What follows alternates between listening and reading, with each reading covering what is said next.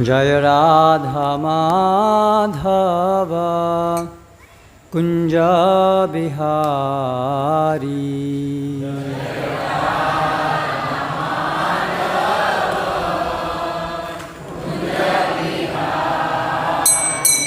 जय राधा माधव कुंज बिहारी।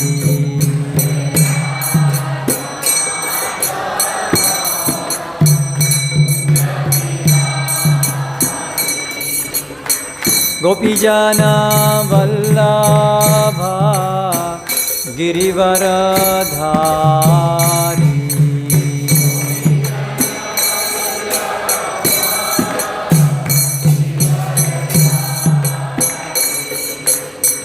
गोपीजन वल्लभ गिरिवरधारी।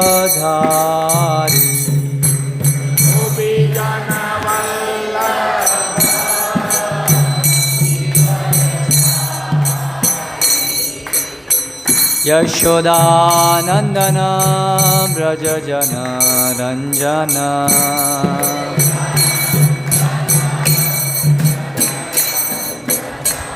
यशोदानंदन व्रज जन रंजन।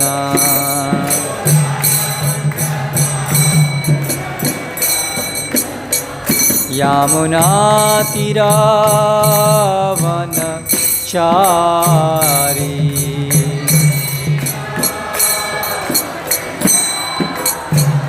यमुना तीरावन चारी।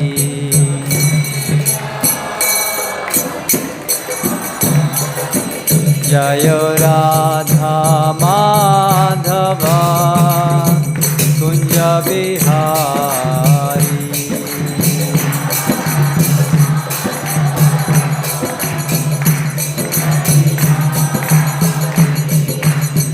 गोपीजन वल्लभ गिरिवरधारी।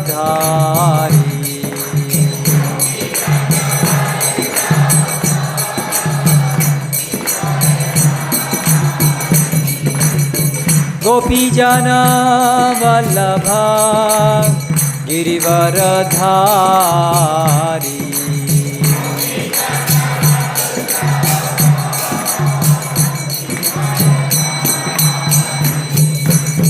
यशोदानंदन व्रज जन रंजन।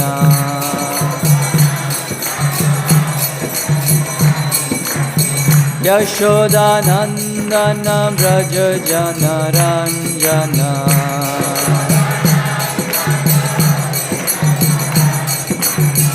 यमुना तीरावन चारी।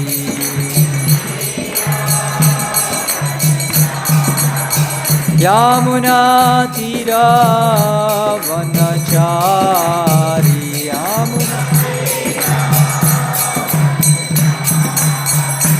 जय राधा माधव कुंज बिहारी।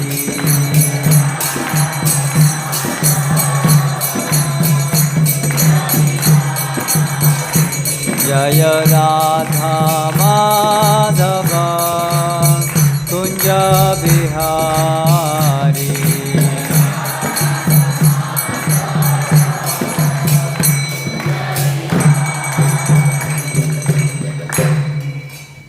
जय ओम विष्णुपाद परमहंस परिव्राजकाचार्य अष्टोत्तर शतश्री श्रीमद् अभयचरणारविंद भक्तिवेदांत स्वामी श्रील प्रभुपाद की जय। जय ओम विष्णुपाद परमहंस परिव्राजकाचार्य अष्टोत्तर शतश्री श्रीमद् भक्ति सिद्धांत सरस्वती गोस्वामी श्रील प्रभुपाद की जय। अनंत कोटि वैष्णव वृंद की जय। नामाचार्य श्रील हरिदास ठाकुर की जय। प्रेम से कहो श्री कृष्ण चैतन्य प्रभु नित्यानंद श्री अद्वैत गदाधर श्रीवासादि गौर भक्तवृंद की जय। श्री श्री राधा कृष्ण गोप गोपीनाथ श्याम कुंड राधा कुंड गिरि गोवर्धन की जय। वृंदावन मथुरा धाम की जय। नवद्वीप मायापुर धाम की जय। भक्ति देवी की जय। तुलसी महारानी की जय। समवेत भक्तवृंद की जय। निताय गौर प्रेमानंदे हरि हरि बोल। नमो विष्णुपादाय कृष्ण पृष्ठाय जय पताका स्वामी ते। ओम नमो भगवते वासुदेवाय।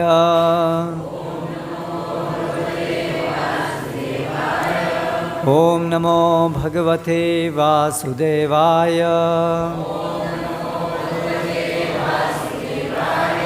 ओम नमो भगवते वासुदेवाय।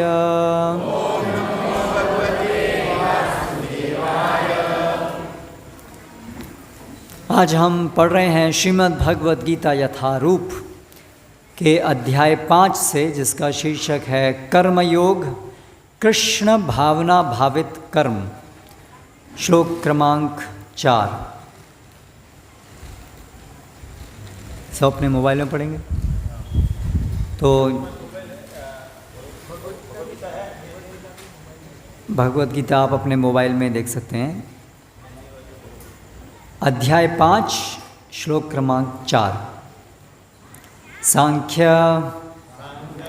योगौ पृथक् बालाः प्रवदन्ति न पंडिताः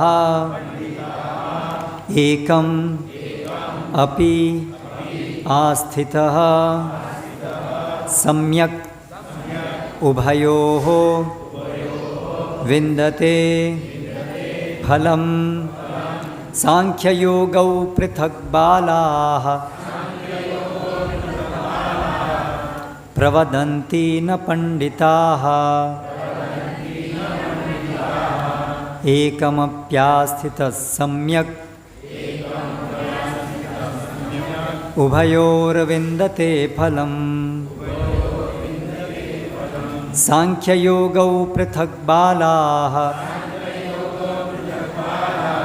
प्रवदन्ति न पंडिताः एकमप्यास्थितः सम्यक् उभयोर्विन्दते फलम्। सांख्ययोगौ पृथक् बालाः प्रवदन्ति न पंडिताः एकमप्यास्थितः सम्यक् उभयोर्विन्दते फलम्। सांख्ययोगो पृथक् बालाः प्रवदन्ति न पंडिताः एकमप्यास्थितः सम्यक् उभयोर्विन्दते फलम्। सांख्ययोगो पृथक् बालाः प्रवदन्ति न पंडिताः एकमप्यस्थितः सम्यक्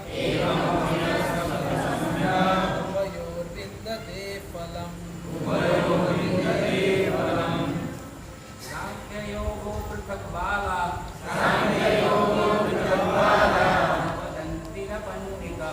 प्रवदन्ति न पंडिताः एकमपि आस्थितः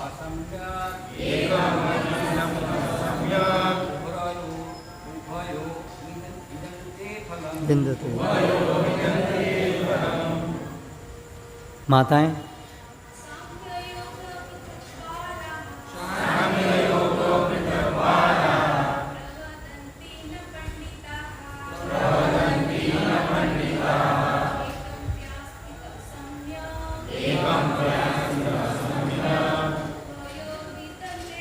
विन्दते विन्दते।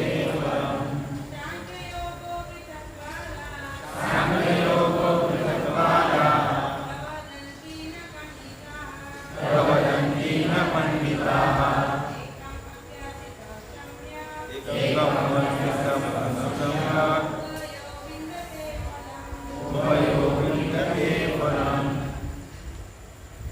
सांख्य भौतिक जगत का विश्लेषणात्मक अध्ययन।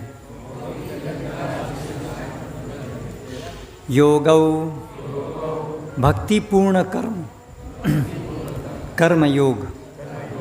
पृथक भिन्न। बालाः अल्पज्ञ। प्रवदन्ति कहते हैं। न कभी नहीं। पंडिताः विद्वांजन। एकम एक में। अपि भी आस्थितः स्थित। सम्यक पूर्णतया। उभयोः दोनों का। विन्दते भोग करता है। फलम फल। अनुवाद एवं तात्पर्य द्वारा कृष्ण कृपा मूर्ति श्री श्रीमद् अभाई चरणारविंद भक्ति वेदांत स्वामी श्री प्रभुपाद इस्कॉन के संस्थापक आचार्य। अज्ञानी ही भक्ति यानी कर्म योग को भौतिक जगत के विश्लेषणात्मक अध्ययन यानी सांख्य से भिन्न कहते हैं। जो वस्तुतः ज्ञानी हैं वे कहते हैं कि जो इनमें से किसी एक मार्ग का भली भांति अनुसरण करता है वह दोनों के फल प्राप्त कर लेता है। तात्पर्य भौतिक जगत के विश्लेषणात्मक अध्ययन यानी सांख्य का उद्देश्य आत्मा को प्राप्त करना है। भौतिक जगत की आत्मा विष्णु या परमात्मा है। भगवान की भक्ति का अर्थ परमात्मा की सेवा है। एक विधि से वृक्ष की जड़ खोजी जाती हैं और दूसरी विधि से उसको सींचा जाता है। सांख्य दर्शन का वास्तविक छात्र जगत के मूल अर्थात विष्णु को ढूंढता है और फिर पूर्ण ज्ञान समेत अपने को भगवान की सेवा में लगा देता है। अतः मूलतः इन दोनों में कोई भेद नहीं है क्योंकि दोनों का उद्देश्य विष्णु की प्राप्ति है। जो लोग चरम उद्देश्य को नहीं जानते हैं वे ही कहते हैं कि सांख्य और कर्मयोग एक नहीं हैं, किंतु जो विद्वान है वह जानता है कि इन दोनों भिन्न विधियों का उद्देश्य एक ही है। ओम ज्ञानतिमिरान्धस्य ज्ञानञ्जनशलाकया चक्षुरुन्मीलितं येन तस्मै श्रीगुरवे नमः। श्रीचैतन्यमनोभीष्टं स्थापितं येन भूतले स्वयं रूपकदा मह्यं ददाति स्वपदान्तिकं। वन्देऽहं श्रीगुरौ शिवतः पदकमलं श्रीगुरून् वैष्णवांश्च।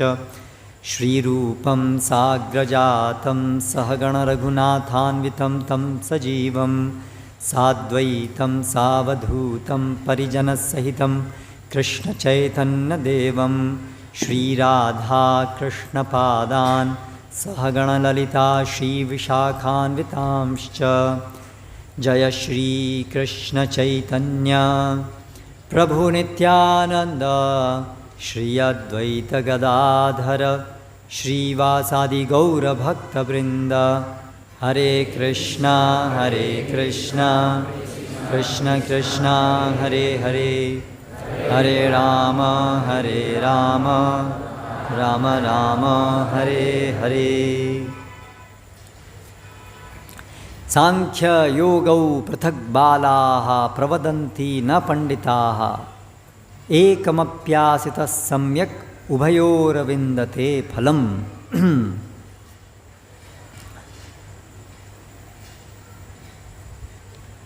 इस श्लोक में जो ये शब्द आए हैं सांख्य योग, ये सब आजकल सामान्य रूप से लोग इनके विषय में जानते नहीं हैं। योग शब्द जो है आजकल बहुत प्रचलित हुआ है, लेकिन योग से जो वर्तमान समय में जो समझ है वो योग की पूरी समझ नहीं है, बहुत आंशिक समझ है। योग से सामान्य अर्थ जो आज निकाला जाता है वो कुछ व्यायाम है, जिसका उद्देश्य शरीर को हष्ट-पुष्ट रखना होता है, लेकिन वो योग का एक बहुत ही एक छोटा सा भाग है और उसका उद्देश्य बिल्कुल गलत है। व्यायाम वो एक भाग है, लेकिन उद्देश्य बिल्कुल अलग है। वर्तमान समय में जो समझा जाता है कि योग का उद्देश्य शरीर को हष्ट-पुष्ट रखना है, जिससे कि हम इस जगत का और अच्छे से भोग कर सकें, इस जगत में हम सुख शांति से रह सकें, वो कदापि वास्तविक योग का उद्देश्य नहीं है। वास्तविक योग का उद्देश्य है इस जगत से छोड़कर इससे बाहर निकलना, ना कि इस जगत को और अच्छा रहने लायक बनाना। दोनों बिल्कुल अलग अलग हैं। तो इसलिए हम कह रहे हैं कि वर्तमान समय में ये जो शब्द हैं सांख्य योग, ये सामान्यतः हमारे प्रचलन में नहीं है। जो कंसेप्ट है, जो इस शब्दों से जो निहित अर्थ है, उससे आजकल के लोग बिल्कुल पृथक दूर निकल गए हैं। इसलिए हम जब भगवद गीता लोगों को बोलते हैं पढ़ने के लिए, तो कई बार लोग कहते हैं हमें तो कुछ समझ में नहीं आता है भगवद गीता। थोड़ा बहुत पढ़ते भी हैं, कुछ समझ में नहीं आता है क्या लिखा है। कई बार लोग ऐसा सोचते हैं कि भगवद गीता अभी के लिए क्या रेलेवेंट है, क्या बोलेंगे रेलेवेंट को, आज के लिए भी क्या सार्थक है। आज तो जीवन बदल गया है, ये तो बहुत पुराना 5000 साल पहले बोला गया था। आज तो ज़माना बदल गया है, तो अभी क्या भगवद गीता आज भी ज़रूरी है। तो ये कुछ विषय हैं, और जब हम ऐसे शब्द सुनते हैं तो हमें लगता है कि यहाँ पता नहीं है क्या कुछ पुराने समय की बातें होंगी। सांख्य क्या है? सांख्य आजकल सब लोगों को आधुनिक चीज़ें पता हैं, स्मार्टफोन इंटरनेट के बारे में आप बच्चे से ही पूछेंगे तो उसको बहुत कुछ पता होगा। लेकिन ये सब चीज़ें हैं सांख्य योग, ये बहुत बुद्धिमान लोग ज्ञाता, उन लोगों से पूछेंगे तो उनको भी नहीं पता होगा। तो क्यों ऐसा हुआ है, क्या हुआ है? क्योंकि हम लोग का जो वर्तमान जगत जिसमें हम जी रहे हैं, उसमें जीवन का एक दृष्टिकोण पूरा भौतिकतावादी हो गया है। भौतिकतावादी दृष्टिकोण अर्थात सब कुछ भौतिक है, भौतिक से परे और कुछ नहीं है। इसको कहते हैं भौतिकतावाद। केवल भौतिक ही है, भौतिक से परे कोई सच्चाई नहीं है। जबकि ये जो भगवद गीता है, ये आध्यात्म ज्ञान है। तो एक भौतिक है और एक अध्यात्म है, दो चीज़ें हैं। तो शास्त्र में भगवद गीता में भौतिक तो स्वीकार किया ही गया है कि भौतिक जगत है। भौतिक मतलब जिसमें चेतना नहीं है, जड़, उसको भौतिक कहते हैं। और जिसमें चेतना है, लक्षण जिसका चेतना है, उस चीज़ को अध्यात्म कहते हैं। अधि आत्मा, जिसका संबंध आत्मा से है। वैदिक शास्त्रों के अंदर दो अलग पृथक की गई हैं चीज़ें, एक आत्मा और एक आत्मा के अलावा जो भी अन्य चीज़ें हैं जिनमें चेतना नहीं है, और आत्मा जिसमें चेतना है। तो ये दो बिल्कुल पृथक वस्तुएं बताई गई। इसलिए ये भगवद गीता के ज्ञान को अध्यात्म ज्ञान कहते हैं। तो जो वर्तमान समय की जो समझ है वो वैज्ञानिकों की समझ से आ रही है। ये जो भौतिकतावाद है वर्तमान समय में जिस प्रकार से प्रचलित है, वो विशेष रूप से वैज्ञानिकों के द्वारा दिया गया है। वो एक प्रकार की सोच है, एक विचार है, एक संभावना है। ऐसा नहीं है कि वैज्ञानिकों ने वो प्रमाणित कर दिया है कि वो सच है। यद्यपि इतना प्रचलित है ये वाद कि हमें ऐसा ही लगता है कि जैसे ये प्रमाणित है, लेकिन अगर हम थोड़ा सा गहराई में समझेंगे विज्ञान को भी, तो हमें समझ में आएगा कि ऐसा नहीं है कि ये वैज्ञानिकों के द्वारा ये प्रूव्ड है कि वास्तव में ये सही है कि भौतिक ही सब कुछ है। वैज्ञानिकों के बीच में बहुत बड़ी बड़ी चर्चाएं हो रही हैं अभी नहीं है, हमेशा से होती रहती हैं। अगर आप वैज्ञानिकों की जो ऐसी पत्रिकाएं हैं जो वैज्ञानिक लोग जिनको पढ़ते हैं, उनमें आप देखेंगे तो ये चर्चाएं चलती हैं कि क्या वास्तव में चेतना वो केवल भौतिक पदार्थों से ही आई है? क्या हम ऐसा प्रूव कर पा रहे हैं? क्या उसका वैज्ञानिक सबूत है? इसके ऊपर बहुत चर्चाएं हो रही हैं। अभी तक भी कोई वैज्ञानिक सबूत नहीं है कि जो जीवों के अंदर जो चेतना हम अनुभव करते हैं, जैसे चेतना मतलब क्या? इच्छा शक्ति है, जैसे वो एक चेतना का लक्षण है। जड़ पदार्थ जो होते हैं उनमें इच्छा शक्ति नहीं होती है। जैसे कोई व्यक्ति है, अगर मर जाता है तो उसके हम कहते हैं मृत देह, अभी मरा हुआ शरीर है, तो हम कैसे पता चलाते हैं कि ये अभी आदमी मर गया है? तो हम चेतना को देखते हैं कि उस शरीर में चेतना के लक्षण है या नहीं है। अगर हैं तो इसका मतलब अभी भी उसके अंदर प्राण है, जीवन है। और यदि चेतना के लक्षण नहीं दिखते हैं तो फिर हम क्या घोषित करते हैं? मर गया है, मृत शरीर है, केवल शरीर रह गया है। शरीर पहले भी था, जब वो जीवित था तब भी शरीर था, और शरीर अभी भी है, लेकिन अंतर किस चीज़ का पड़ा? चेतना का पड़ा। तो अभी वैज्ञानिकों के अनुसार जो उनकी मान्यता है, सबूत नहीं है, मान्यता है कि ये जो जीवित शरीर में जो चेतना दिखती है वो भी जड़ पदार्थों के ही कारण है। यानी जड़ पदार्थ में वास्तव में चेतना तो होती नहीं है, लेकिन ऐसा प्रतीत होता है कि उसमें चेतना है। वास्तव में चेतना जैसी कोई चीज़ है ही नहीं, ऐसा वैज्ञानिक मानते हैं। उनके अनुसार इसलिए हर चीज़ जड़ है। इसलिए जो हमें, जैसे चेतना के और गुण क्या हैं? एक है, जब व्यक्ति जीवित होता है तो वो इच्छा करता है, और मृतदेह है तो उसके अंदर कोई इच्छा होती है क्या? नहीं होती है। जब व्यक्ति जीवित होता है तो उसको सुख दुख की अनुभूति होती है, मृतदेह को सुख दुख की अनुभूति होती है क्या? नहीं होती। इसे कहते हैं चेतना। सुख दुख की अनुभूति होना, इच्छा होना, इच्छा कर पाना, ये हैं कुछ चेतना के लक्षण। तो वैज्ञानिक विचार क्या है?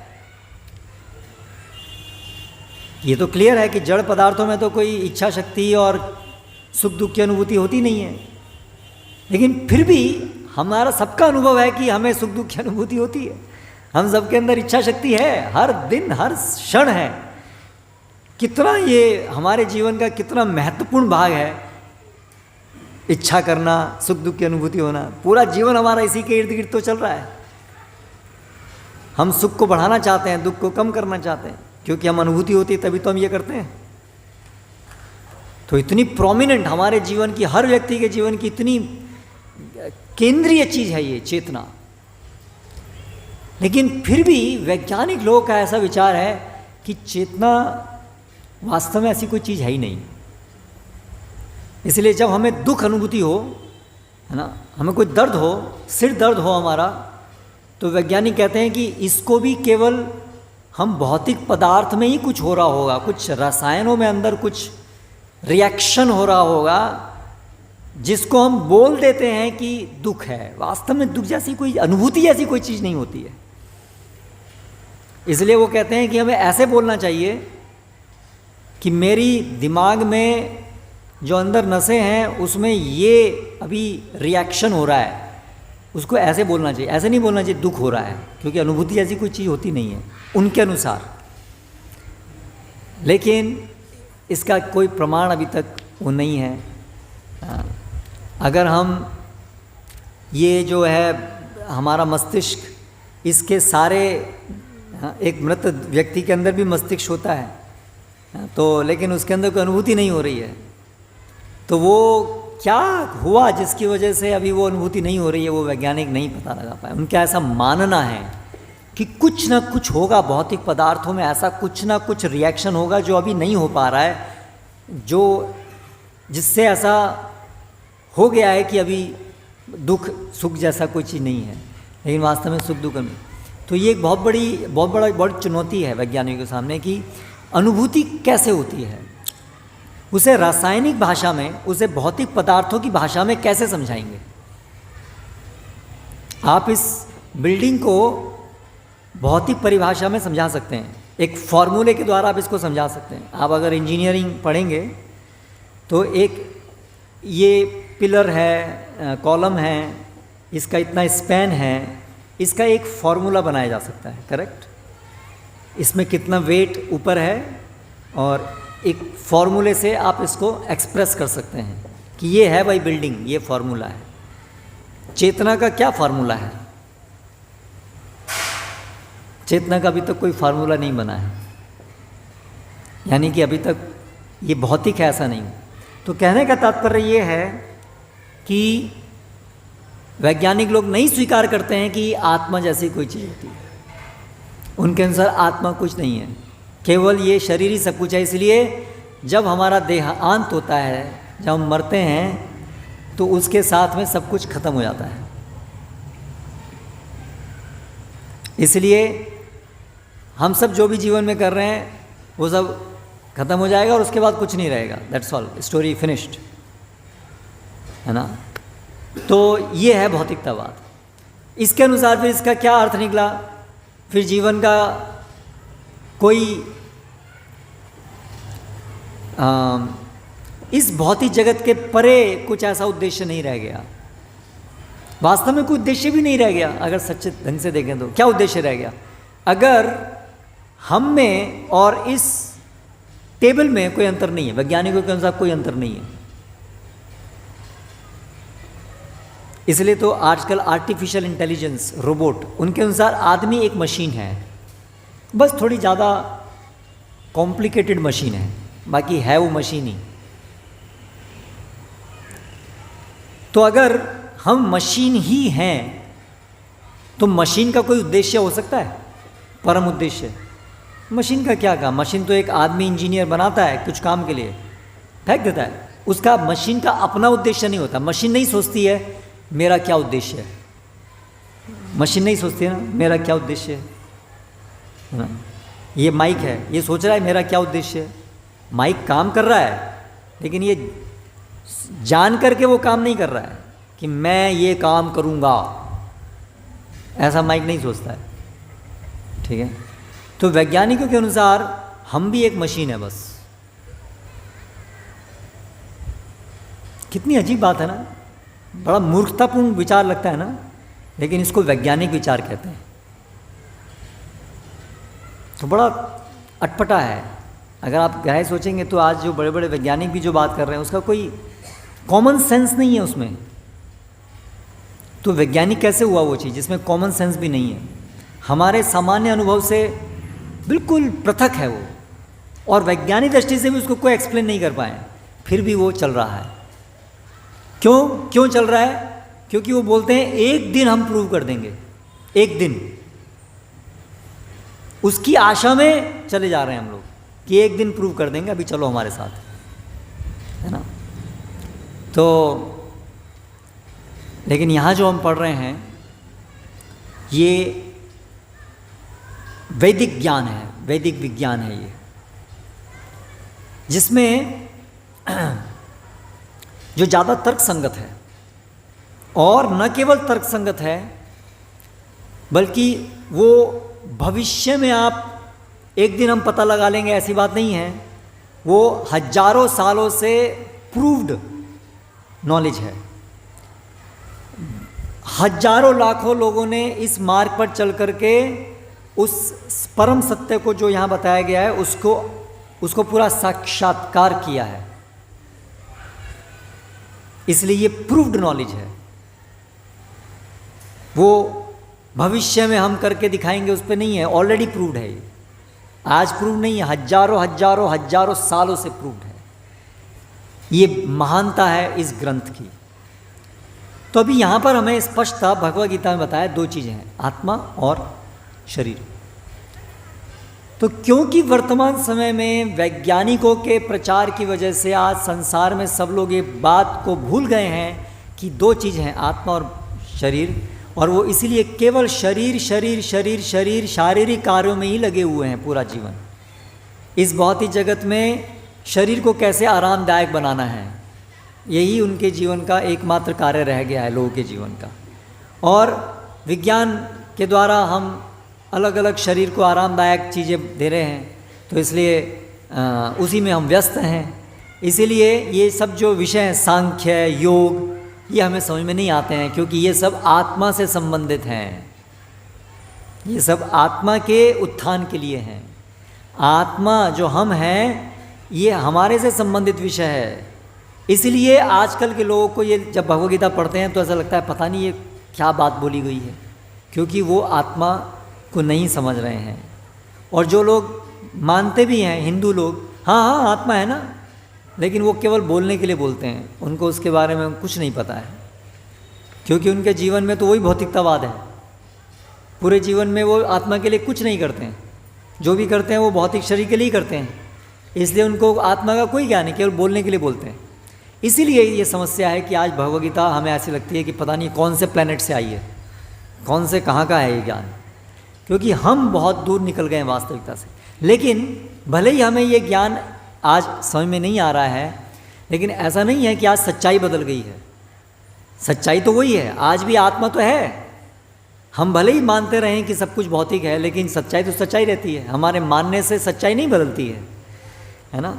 तो इसीलिए वैज्ञानिक गण जो हैं वो मानते हैं, मान रहे हैं, मानते आए हैं कि सब केवल जड़ पदार्थ है, लेकिन क्योंकि वो सच्चाई नहीं है इसलिए उसका कोई प्रूव नहीं कर पा रहे हैं। और धीरे धीरे विज्ञान जैसे जैसे आगे बढ़ रहा है, उससे और चीज़ें ऐसी स्पष्ट हो रही हैं कि जो भी वो आज तक सोचते आए थे वो सही सिद्ध नहीं हो रहा है, वो गलत दिशा में जा रहा है सब, लेकिन वो उसको स्वीकार नहीं कर पा रहे हैं। कैसे स्वीकार करेंगे? 300-400 साल का पूरा संसार उसके आधार पर चल रहा है, अब उसको स्वीकार कैसे करेंगे? इसलिए समस्या हो रही है। लेकिन अगर गहराई में हम जाएंगे तो वैज्ञानिकों के सामने बहुत बड़ी बड़ी चुनौतियाँ हैं। ये जो उन्होंने वाद सोचा था कि सब कुछ भौतिक है, सब गड़बड़ हो रहा है। क्वांटम फिज़िक्स, उसमें अभी ऐसी चीज़ें सामने आ रही हैं कि जिससे लग रहा है कि ये तो भौतिक पदार्थों में, अगर सब कुछ भौतिक है तो इनके अंदर तो ऐसे गुण दिखाई दे रहे हैं जो हम भौतिक में ऐसे गुण कैसे हो सकते हैं, वो समझ में ही नहीं आ रहा है ना। ऐसी एनीवे वो आज डिटेल का विषय हमारा नहीं है, लेकिन बात ये है कि ये आत्मा है और ये हमें समझना चाहिए। तो ये जो हम आज पढ़ रहे हैं, यहाँ पर बात हो रही है कि आत्मा अभी इस शरीर में फंसा हुआ है। कैसे हम कहेंगे फंसा हुआ है? क्योंकि इस शरीर के कारण हमें जन्म, मृत्यु, बुढ़ापा, बीमारी, ये 4 चीज़ें अनुभव करनी पड़ती हैं, और बहुत सारे भौतिक जगत के क्लेश अनुभव करने पड़ते हैं, है ना। इसलिए, लेकिन वास्तव में हम शास्त्रों से जानते हैं, भगवद गीता से जानते हैं कि नैनम छिंदन्ति शस्त्राणि नैनम दहति पावकः न चैनम क्लेदयन्त्यापो न शोषयति मारुतः। वास्तव में आत्मा की मृत्यु नहीं होती है। न जायतो म्रियतो वा कदाचिन नायम भविता भूतो न भविता। ये आत्मा का ना जन्म होता है ना मरण होता है, लेकिन फिर भी हमें जन्म और मरण का अनुभव तो करना पड़ता है। ये क्यों? क्योंकि हम शरीर में बंधे हुए हैं, इसीलिए। तो इसीलिए जो बुद्धिमान व्यक्ति हैं, वैदिक संस्कृति में जो भी बुद्धिमान व्यक्ति हुए हैं, जिनको ऋषि मुनि कहते हैं, वो सभी लोग प्रयास करते थे कि कैसे आत्मा को इस शरीर बंधन से मुक्त किया जाए। जन्म मृत्यु के जो चक्र में हम फंस गए हैं, बार बार हमको एक शरीर धारण करना पड़ता है, उसकी वजह से ही हमें जन्म मृत्यु को अनुभव करना पड़ता है। वास्तव में जो हमारा मृत्यु नहीं होता है, फिर भी हमें अनुभव करना पड़ता है, वो शरीर की वजह से करना पड़ता है, क्योंकि हमको धारण करना पड़ता है। तो जो बुद्धिमान व्यक्ति हैं वो हमेशा ये प्रयास करते थे कि मनुष्य जीवन का उपयोग करें इस जन्म मृत्यु के चक्र से निकलने के लिए, अर्थात आत्मा को देह बंधन से मुक्त करने के लिए। ये होता था बुद्धिमान व्यक्ति का लक्षण।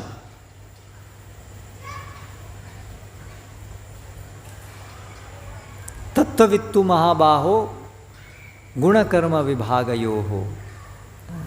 तत्वविद जो हैं ये जानते थे, बुद्धिमान लोग ये जानते थे कि ये देह बंधन है, ये देह का बंधन है और यही सभी कष्टों का कारण है, मूल कारण।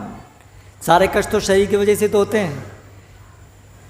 जितनी भी समाज में समस्याएं हैं वो शरीर के ही तो द्वारा दी जा रही हैं और हम शरीर नहीं हैं, लेकिन फिर भी हमें वो सब झेलनी पड़ रही हैं।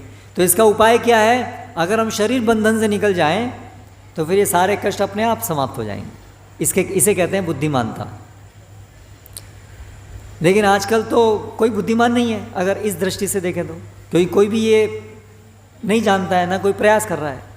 इसलिए आजकल के जो बड़े बड़े पढ़े लिखे लोग भी हैं, पीएचडी भी हैं और बहुत बड़े बड़े ब्रिज बना रहे हैं इत्यादि, भौतिक दृष्टि से हम कह सकते हैं कि बहुत कुछ जानते हैं, लेकिन वास्तव में कुछ नहीं जानते हैं। क्योंकि सबसे जो महत्वपूर्ण चीज़ है वो नहीं जानते हैं, आत्मा और शरीर में अंतर नहीं जानते हैं। इसलिए वो जितना जानकारी प्राप्त कर रहे हैं और उससे जितनी चीज़ें बना रहे हैं, अंततः उसका परिणाम हो रहा है कि कहीं ना कहीं उससे बड़ी बड़ी समस्याएं भी खड़ी कर रहे हैं और उसके अपने बनाए हुए एक जाल में फंसते जा रहे हैं, क्योंकि वो ज्ञान नहीं है, उसका आधार अज्ञान है। तो ये होता था बुद्धिमान व्यक्ति का कार्य। तो अभी जो ऐसे बुद्धिमान लोग थे वो शास्त्रों के द्वारा ज्ञान प्राप्त करके आत्मा को समझना चाहते थे, आत्मा का साक्षात्कार करना चाहते थे। उसकी विधि होती थी, उसकी विधि शास्त्रों में दी है। कैसे हम आत्मा का साक्षात्कार करेंगे, और साक्षात्कार का अर्थ हो गया कैसे हम उसको देह बंधन से निकालेंगे। तो उसके लिए फिर शास्त्र में विधि दी गई है।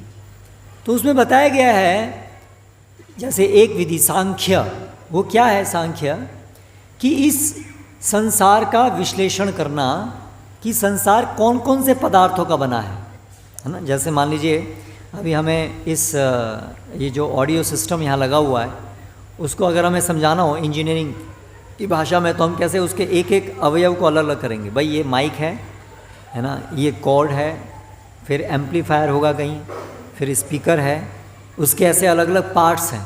उस सब को हम विश्लेषण करके समझेंगे कि ये आवाज़ जो है वो कैसे एम्पलीफाई होती है, उसका कैसे ये होता है कार्य। उसके लिए हमें इसके अलग अलग पार्ट्स को स्टडी करना पड़ेगा, करेक्ट। तो उसी प्रकार से सांख्य क्या है, इस पूरे जगत का अपना और जगत का स्टडी करना, समझने के लिए कि वास्तविकता क्या है, सच्चाई को जानने के लिए पूरे संसार का अध्ययन करना, उसको सांख्य कहते हैं।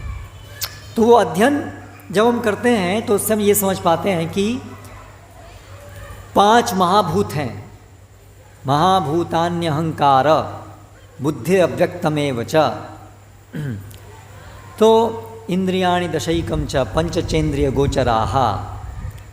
तो अर्थ भूमि आप अनल वायु खम, ये 5 महाभूत हैं, बड़े मुख्य तत्व, स्थूल तत्व हैं, भौतिक तत्व, जिनसे शरीर बना होता है, जिनसे ये भौतिक वस्तुएं बनी होती हैं। और फिर कुछ सूक्ष्म तत्व हैं जो जीवों में उपस्थित होते हैं, मन बुद्धि अहंकार, ऐसे 8 तत्व बताए। ऐसे करके हम फिर इंद्रियां हैं, 5 कर्म इंद्रियां हैं, 5 ज्ञान इंद्रियां हैं, फिर उनके 5 विषय हैं, इंद्रियों के विषय रूप है, गंध है इत्यादि।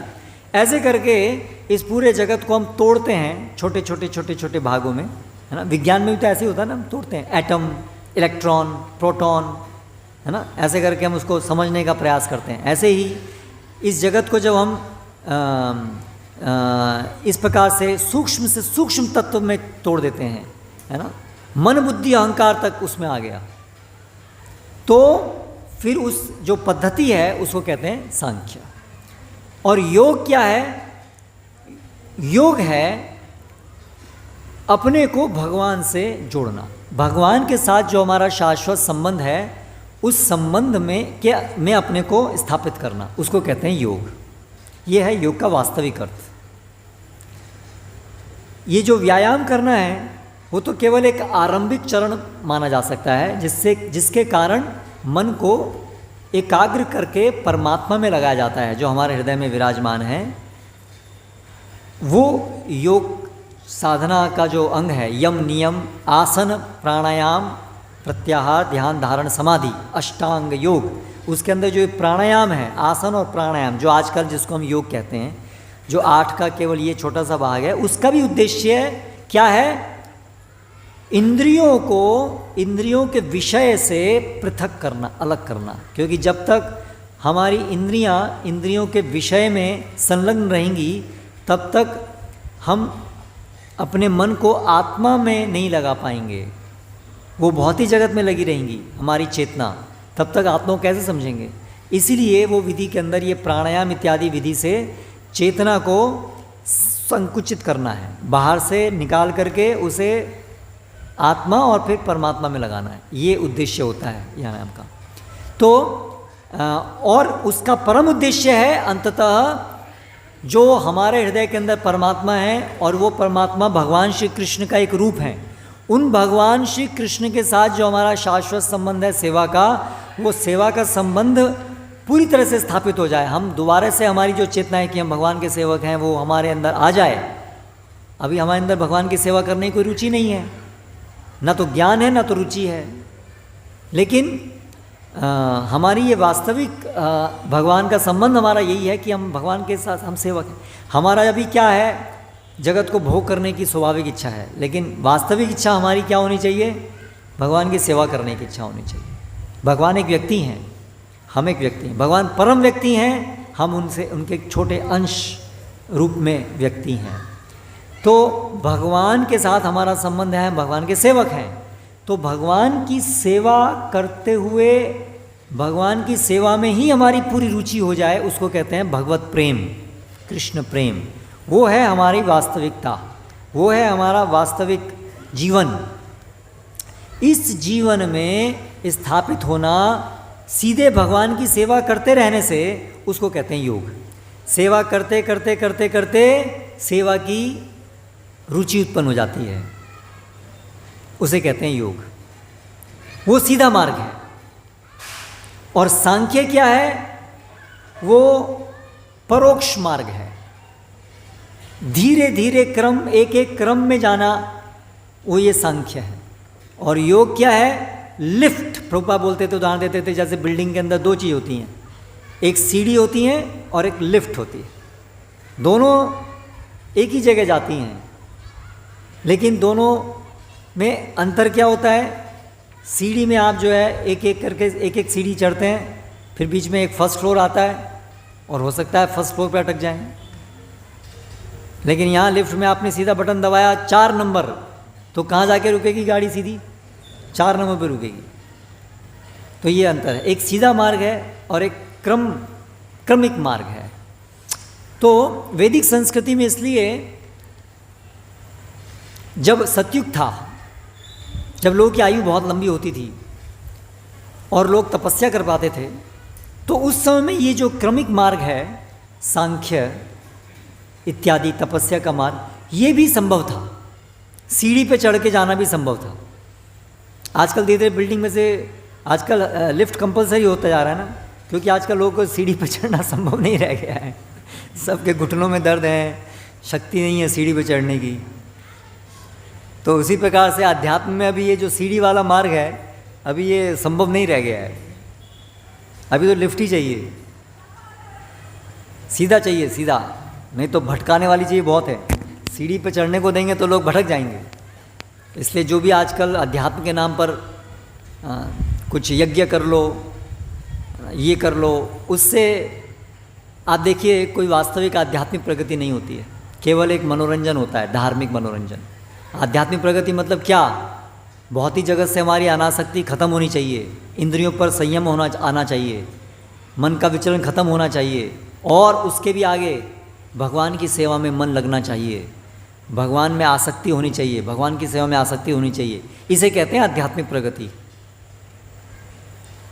तो आप अनुभव कर सकते हैं कि ये जो भक्ति मार्ग है, योग जो हम यहाँ कर रहे हैं, इसे कहते हैं भक्ति योग। सभी योगों की ये पराकाष्ठा है। योगी नाम अपि सर्वेषां मद्गतेनंतरात्मना श्रद्धावान भजते यो माम समय योग युक्त तमो मताः। कि ये जो योग साधना अलग अलग प्रकार की योग हैं, जैसे हठ योग इत्यादि हैं, लेकिन उनका भी अंतिम गंतव्य तो यही है, भगवान का प्रेम प्राप्त करना। तो ये डायरेक्ट प्रोसेस है जो ये कर रहे हैं हम, बाकी सारे क्रमिक योग हैं। तो यहाँ पर जो श्लोक में बताया गया है कि उद्देश्य एक ही है दोनों का,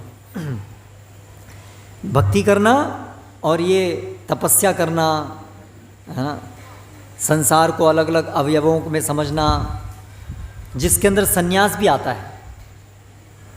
संन्यास मतलब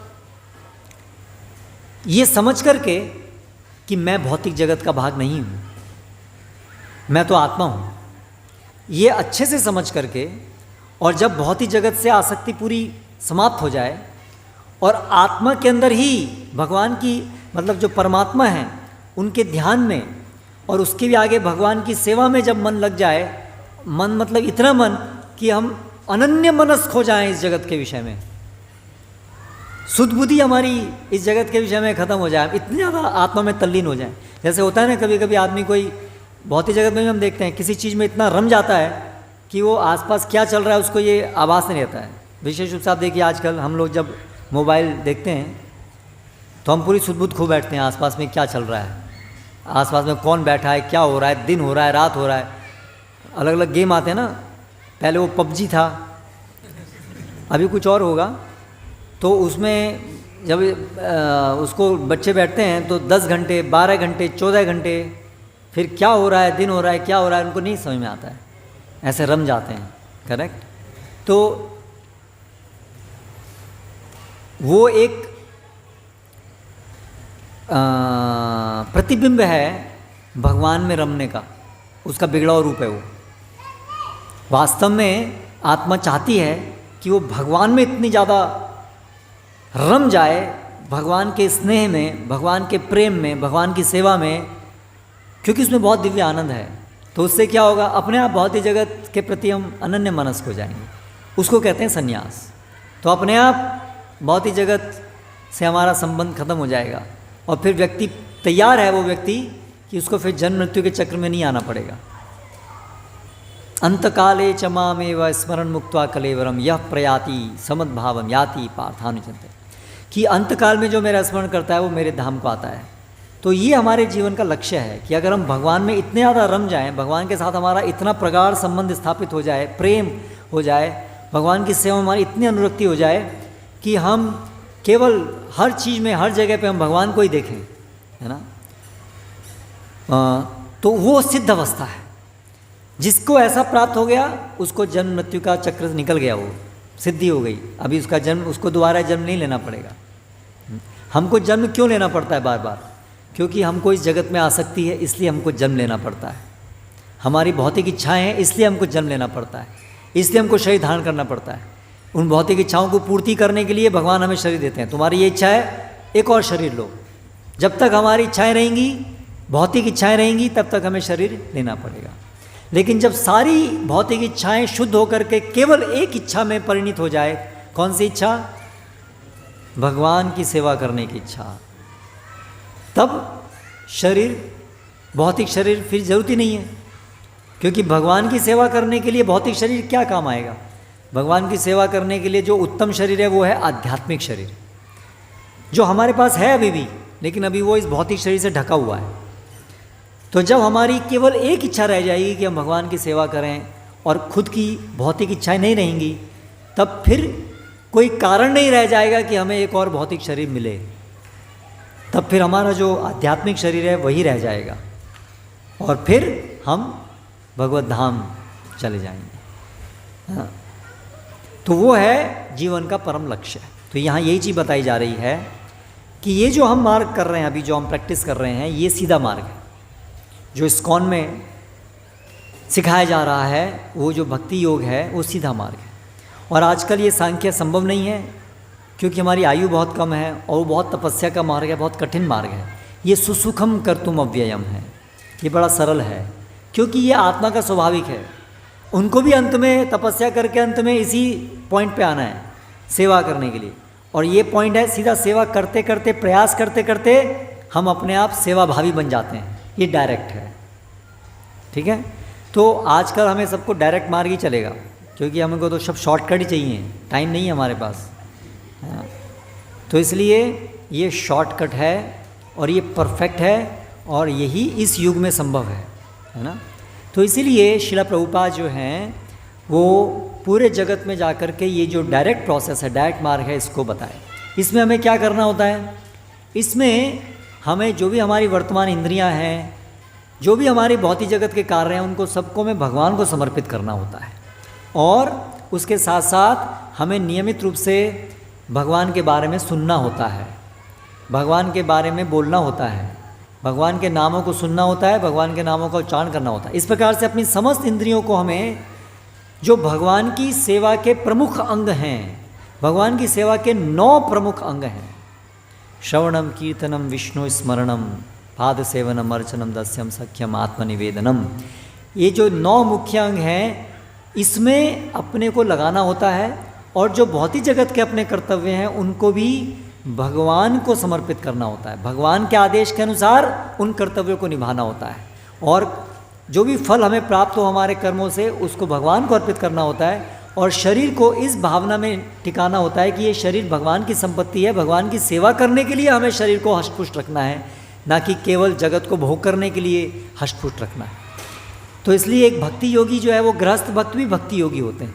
जबकि ये जो सांख्य मार्ग है, इसमें आपको गृहस्थ जीवन छोड़ना होगा, जंगल में एकांत में जा कर के योग साधना करनी होगी, तपस्या करनी होगी। आप देखिए जितने भी हमारी हिस्ट्री के अंदर तपस्वी होते थे वो जंगल जाते थे।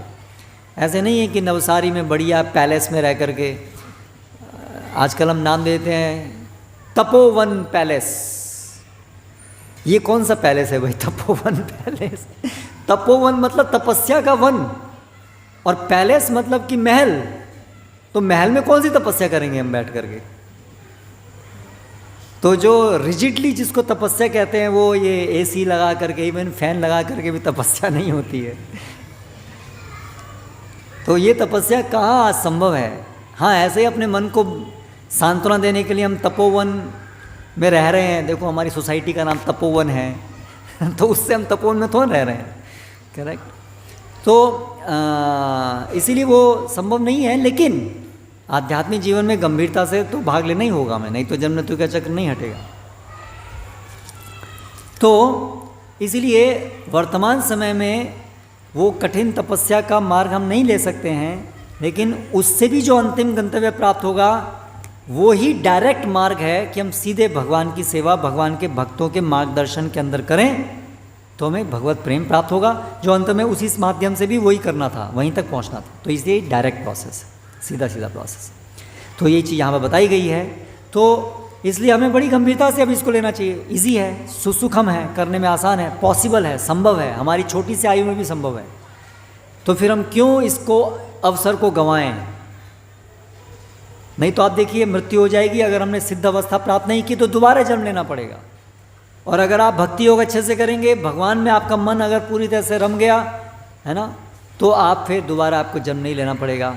आप हमेशा भगवान के साथ रह पाएंगे और हमेशा भगवान की सेवा में हम परम आनंद का अनुभव करेंगे। तो ये संभव है, तो क्यों नहीं इसके लिए पूरा प्रयास किया जाए?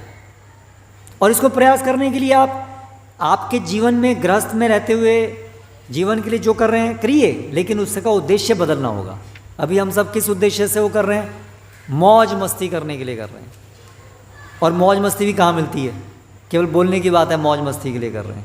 10-10, 12-12 घंटे करके काम करके कौन सी मौज मस्ती मिलती है? ये तो स्ट्रेस मैनेजमेंट और इतने सारे प्रोग्राम क्यों करने पड़ते हैं यदि मौज मस्ती हो रही है सबकी, तो है ना। तो मौज मस्ती तो माया का जाल है, कोई मौज मस्ती नहीं है। और वास्तव में भगवान की सेवा में रियल मौज मस्ती है, क्योंकि वो दिव्य आनंद तो वहाँ है।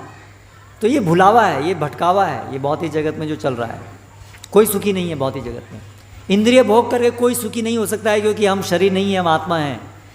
हमारा काम ही नहीं है भोग करना, हमारा काम सेवा करना है। मछली का जो जगह है उसमें रह करके वो सुखी होगी। इसलिए वो संभव नहीं है कि जगत का हम भोग करें और भोग करके सुखी हों, ऐसा संभव नहीं है। हमारा वास्तविक सुख केवल भगवान की सेवा में है। जिस दिन हमको इस समझ में आ जाएगा उस दिन हमारा आध्यात्मिक जीवन शुरू हो जाएगा।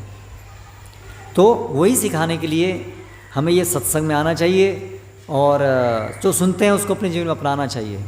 तो तो आशा है जो आप लोग यहाँ पर हैं, नए लोग भी हैं? नहीं, कोई है जो आज पहली बार आए हैं यहाँ पर? कुछ लोग हैं, ठीक है। तो जो आप पहली बार आए हैं तो आप कृपया नियमित आइए। आपके जीवन में बहुत आपको लाभ नहीं, आपका परम कल्याण होगा। तो आप लोग नियमित आइए। और कब होता है ये प्रोग्राम यहाँ पर? शुक्रवार शनिवार को प्रोग्राम होता है। आप लोग आइए और ये जो भगवद गीता ग्रंथ है ज़रूर लेके जाइए, है ना, और पढ़िए, पढ़ना शुरू कीजिए। और जो लोग नियमित आ रहे हैं तो वो लोग, आशा है सब लोग भगवद गीता नियमित अध्ययन कर रहे होंगे। कितने लोग जो हैं अभी भी नियमित नहीं कर रहे हैं अध्ययन, बस आते हैं चले आते, नहीं घर में अध्ययन नहीं करते हैं, कभी कभार पढ़ लिया। ऐसे आप में से कितने लोग हैं? ओके, बहुत अच्छा है, आप ईमानदार लोग हैं। ऑनेस्ट, ईमानदारी होना पहली आवश्यकता है ना। Very good. ईमानदार होना अच्छी बात है। फिर उसके आगे और अच्छी बात है कि हम अगर समझ रहे हैं कि हमें पढ़ना चाहिए तो फिर पढ़ना शुरू कीजिए, नियमित पढ़ना शुरू कीजिए। नियमित पढ़ेंगे तो हमें, हमारी चेतना शुद्ध होगी, भगवान का संग होगा, भगवान के प्रति हमारा आकर्षण बढ़ेगा। तो नियमित पढ़िए। ये श्रवण है, ये भगवान से संपर्क है, ये भगवान का सानिध्य प्राप्त करना है, तो इसलिए नियमित पढ़िए। और हरे कृष्ण मंत्र का जप कीजिए, ठीक है।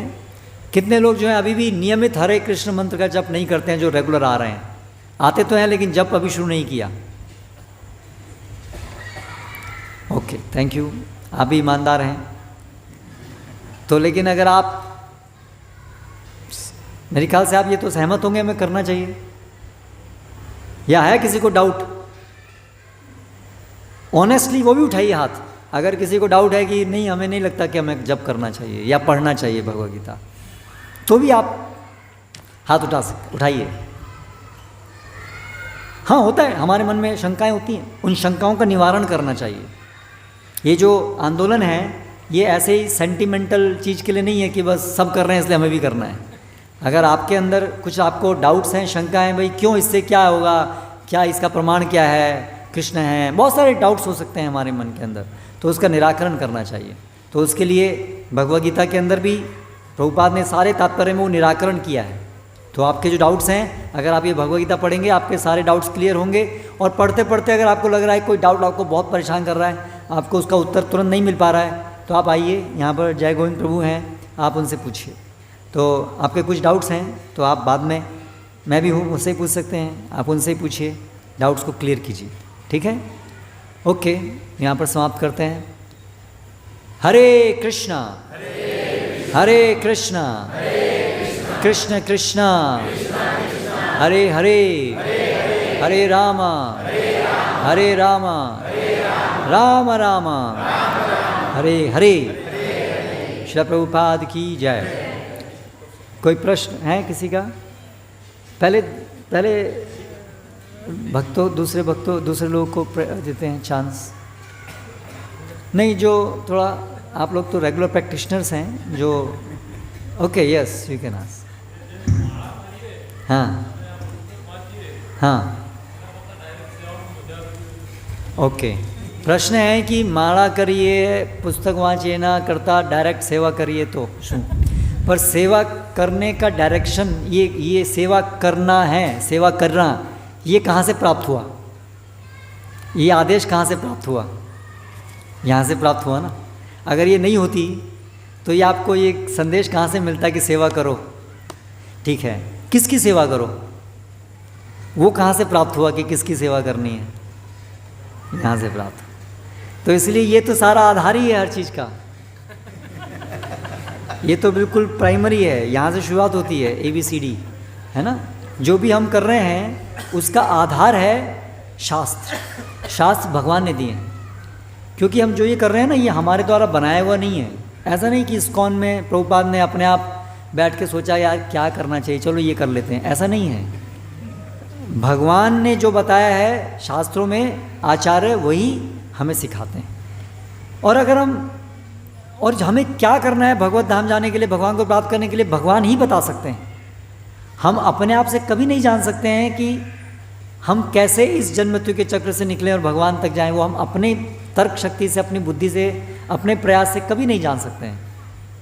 तो इसलिए एकमात्र उपाय है भगवान जो हमें बताएं वो करना है। तो ये शास्त्र क्या है? भगवान की वाणी है। इसलिए हमारे जीवन का आरंभ होता है आध्यात्मिक जीवन का भगवान से सुन करके, है ना। तो इसलिए जो हम प्रवचन में बता रहे हैं, आप प्रवचन में आ रहे हैं, हम आपको बता रहे हैं ये कीजिए ये कीजिए, वो कहाँ से बता रहे हैं? यहाँ से बता रहे हैं। इसलिए ये तो हमारा आधार है, ठीक है। अभी जो आप कह रहे हैं कि हरे कृष्ण मंत्र केवल करें, सेवा करें, तो हरे कृष्ण मंत्र, अच्छा वो आप कह रहे हैं कि पढ़ने की जगह बस है। तो मैंने आपको उत्तर दे दिया कि पढ़ना जो है वो तो बेसिस है हमारा, उसी से ही हरे कृष्ण जब करना है, क्यों करना है, हरे कृष्ण का अर्थ क्या है, ये सब भी हमें यहीं से मिलेगा, ठीक है। और कोई प्रश्न?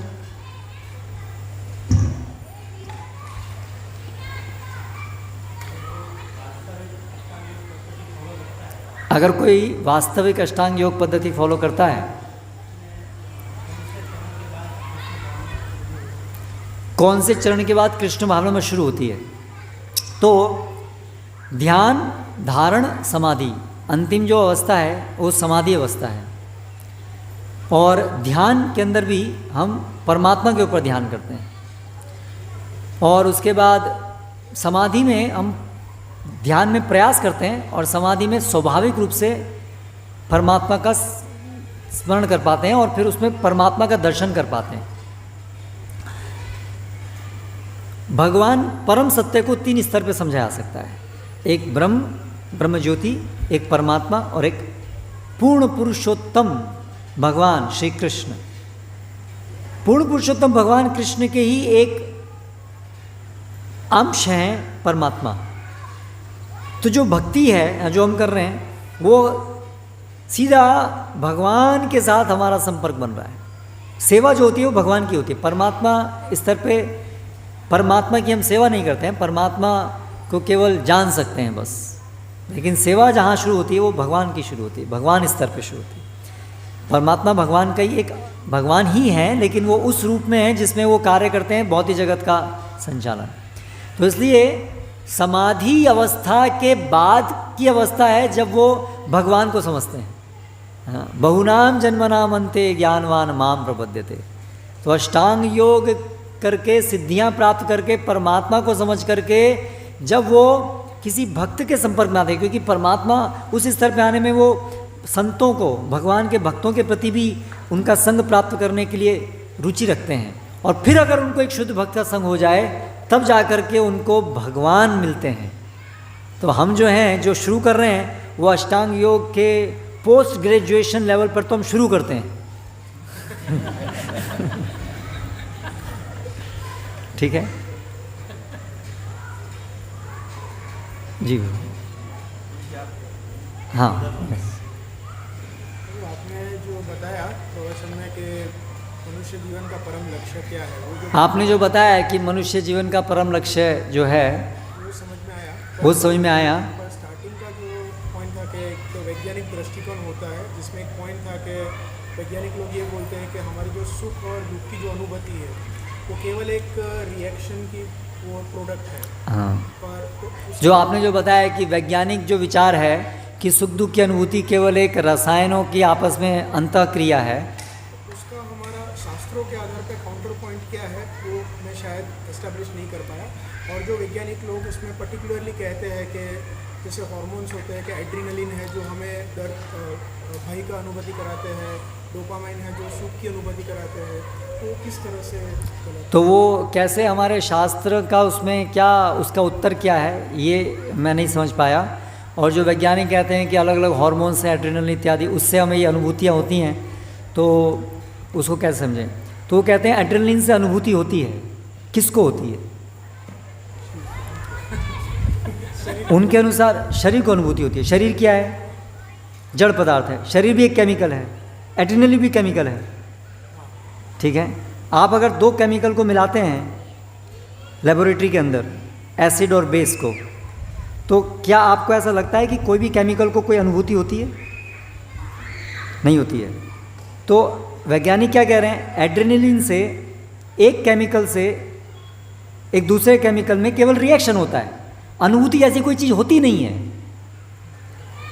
लेकिन हम जानते हैं, हम इतना ज़्यादा उसमें घुसे हुए हैं हम, क्योंकि ये कॉमन एक्सपीरियंस अनुभूति होती है। इसलिए जब साइंटिस्ट बोलते हैं ये एड्रेनलिन है तो हमें सच, हाँ एड्रेनलिन से हमें अनुभूति होती है, ओके ठीक कह रहे हैं। लेकिन एक्चुअली वो क्या कह रहे हैं, अनुभूति ऐसी कोई चीज़ होती नहीं है, क्योंकि रसायनों को थोड़ी ना कोई अनुभूति होती है। आप एड्रेनलिन का एक ड्रम भर के रख दीजिए तो क्या होगा उस ड्रम को, कुछ नहीं होगा उस ड्रम को। तो उनके अनुसार सब ऐसे ही है, एड्रेनलिन है कि दूसरा केमिकल है। आपने एड्रेनलिन का एक ड्रम पास में रख दिया एक और ड्रम के पास में, या एड्रेनलिन को उस केमिकल में डाल दिया, तो उससे थोड़ा ना केमिकल को अनुभूति होने लगेगी। बट साइंटिस्ट जानते हैं कि केमिकल को अनुभूति नहीं हो सकती है, इसलिए वो कहते हैं कि अनुभूति जैसी कोई चीज़ नहीं है, ये केवल भ्रम है। They are not able to explain कि भाई अनुभूति तो हो रही है ना, हम सबका एक्सपीरियंस है, अनुभूति हो रही है, उसको आप कैसे एक्सप्लेन करेंगे? क्योंकि क्या कहेंगे आप, ठीक है रिएक्शन हो रहा है, पर रिएक्शन को परसीव कौन कर रहा है? तो इसका मतलब परसीव करने वाला कोई ऐसा है जो जड़ नहीं है, क्योंकि परसेप्शन जो है वो जड़ पदार्थ की गुण नहीं है। समझ रहे हैं आप?